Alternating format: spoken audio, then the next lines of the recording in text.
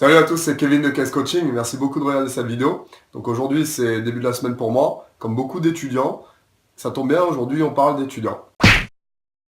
A tout de suite.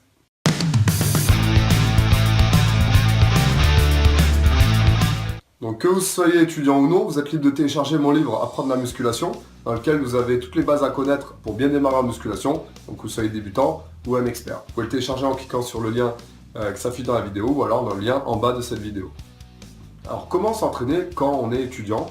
Moi-même je me posais déjà cette question à l'époque.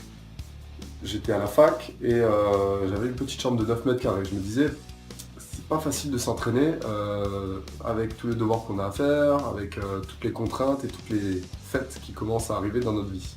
Donc comment s'entraîner? Déjà il va falloir trouver un endroit où vous puissiez mettre votre cerveau de côté et dire ok, c'est cet endroit-là qu'il me faut pour m'entraîner. Donc ça peut être par exemple une salle de sport, ça peut être chez un pote, chez un copain de lycée ou de fac. Ça peut être tout simplement dans votre chambre universitaire ou alors chez vous. L'essentiel c'est d'avoir un endroit où vous puissiez vous entraîner. Ça peut être aussi par exemple si vous avez des connaissances qui sont pompiers, ça peut être dans les salles chez les pompiers, ça peut être chez les gendarmes, ça peut être aussi dans les casernes de police qui possèdent justement des salles de musculation. Deuxièmement, quel programme d'entraînement vous allez faire? Est-ce que ça va être un programme en salle de sport avec appareil, avec haltère et avec barre? Ou est-ce que ça va être par exemple au poids du corps, que ce soit à l'extérieur ou alors chez vous? Il existe des méthodes par exemple au poids du corps que je conseille aux étudiants parce que ça leur permet d'avoir des séances qui sont assez courtes et intenses, qui ne nécessitent pas forcément l'achat de matériel qui est souvent assez cher. Vous pouvez par exemple tester la méthode 110 exercices au poids du corps de Olivier Lafay, qui est très très bien, que j'ai personnellement fait pendant quelques temps et qui m'a vraiment bien servi. Si vous devez vous inscrire dans une salle de sport, je vous conseille absolument d'avoir une salle où il y a un suivi. Même si vous devez mettre le prix, prenez le suivi, prenez le coaching. C'est très important d'avoir quelqu'un qui vous surveille, qui vous fasse des programmes d'entraînement et qui vous fasse aussi le suivi personnalisé avec. Pourquoi? Parce qu'on a très vite fait de faire des mauvais exercices, des mauvais mouvements. L'apprentissage se fait au début et un coach va vous permettre d'être efficace. C'est-à-dire que votre programme vous servira beaucoup plus si vous êtes suivi que si vous vous entraînez tout seul au départ.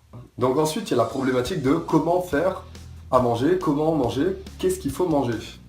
Quand on est étudiant, souvent au lycée ou à la fac, on n'a plus nos parents qui nous font à manger, on n'est plus les pieds sous la table comme auparavant. Et ça peut faire un choc pour certains, il va falloir prendre certaines bonnes habitudes.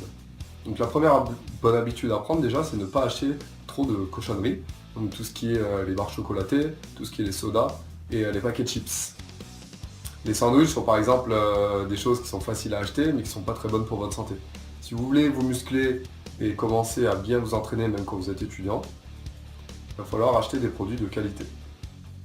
Donc par exemple, si vous êtes dans une chambre classique, achetez-vous une plaque de cuisson, faites-vous des œufs, vous pouvez vous faire de la viande, vous pouvez vous faire des légumes à la vapeur. Et si vous avez un micro-ondes, c'est encore plus simple parce que vous pouvez faire cuire des légumes surgelés ou alors des boîtes de conserve, même si c'est pas évidemment le top en matière de qualité. Quand vous êtes étudiant, il n'y a pas besoin d'être un chef cuistot 4 étoiles pour pouvoir manger. L'essentiel, c'est d'avoir le bon ratio entre qualité-prix, ne pas y mettre trop cher, mais ne pas manger trop de cochonneries comme je vous ai dit. Un dernier petit conseil, si vous voulez grossir en muscle ou alors mincir quand vous êtes étudiant, si vous voulez atteindre vos objectifs, entraînez-vous à plusieurs. Souvent, dans votre communauté, il y a certaines personnes avec qui vous allez créer des affinités et qui auront peut-être les mêmes objectifs que vous. Essayez de créer des liens avec ces personnes, des partenariats pour justement aller en salle de sport ensemble ou alors vous entraîner à l'extérieur. Ce sera beaucoup plus facile de tenir vos objectifs et vous resterez motivé beaucoup plus longtemps. Voilà, j'espère que cette vidéo vous a plu.